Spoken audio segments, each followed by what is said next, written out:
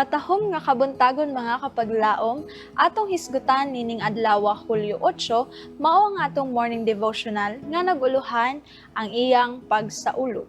Ug ang atong teksto makita sa Lucas 15 bersikulo 23 nga nagingon, ug dad-a dinhi ang nating baka nga gipatambok ug ihawak kini ug mangaon kita ug managsadya. Si Alan Collins mao ang batid nga magbubuhat sa silent sermon nga mga iskultura. Usa niini nga katingalahan nga ang mga iskultura makita sa La Sierra University sa California nga ginganlan og The Glory of God's Grace. Niini nga iskultura atong makita ang anak nga mausikon nga nagpauli sa balay ug ang iyang amahan nga nagdagan sa pagsugat kaniya. Sa diha nga ang usa ka kontraktor gitawag aron sa mupasibo sa punuan sa eskultura, naghuna-una siya kun unsay kahulugan niini. Sa diha nga ang sambingay gipahayag kaniya napuno sa luha ang iyang mga mata kay bag-o lang niya nga gipalayas ang iyang anak nga lalaki tungod sa kangilad sa kinaiya niini. Nakumbinser siya sa pagpangita ug pagpauli sa iyang anak.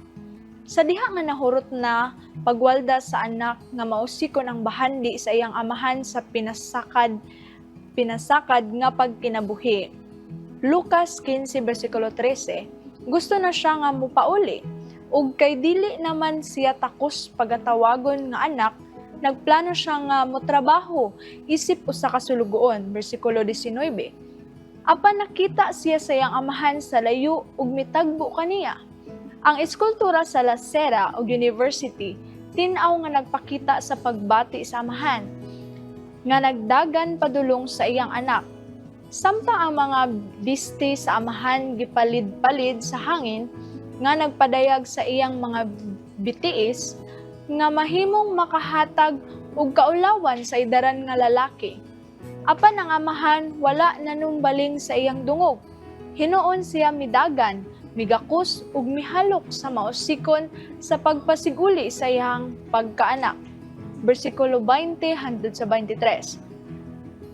Apan dili kay kanara, misugo sab siya og dakong selebrasyon. Dad-a dinhi ang nating baka nga gipatambok ug ihawak kini ug mangaon kita og managsadya. Kay kining akong anak namatay na apan karon nabuhi siya pag-usab. Siya nawala na apan karon hingkaplagan siya, ug sila misugod sa pagsadya. Bersikulo 23 ug 24. Unya atong makita ang mga magulang nga lalaki nagbagulbol sama sa mga Pariseyo ug mga eskriba.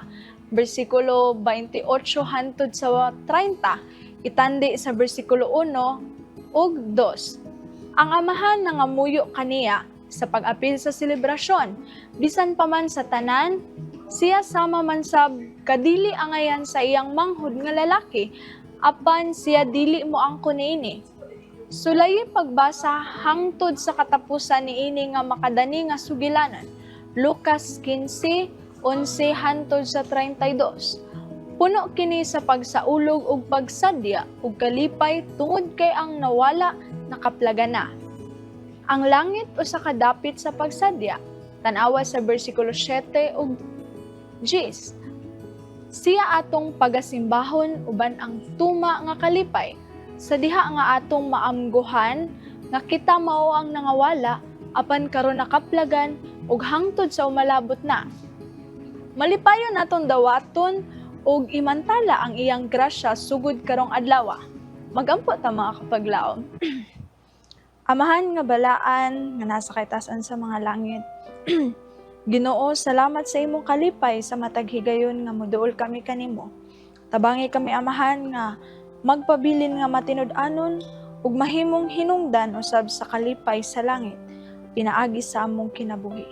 Pasayloa kami sa mga kasaypanan, wala kami mahimo kung wala ikaw, kining tanan among ginaampo sa ngalan ni Jesus. Amen.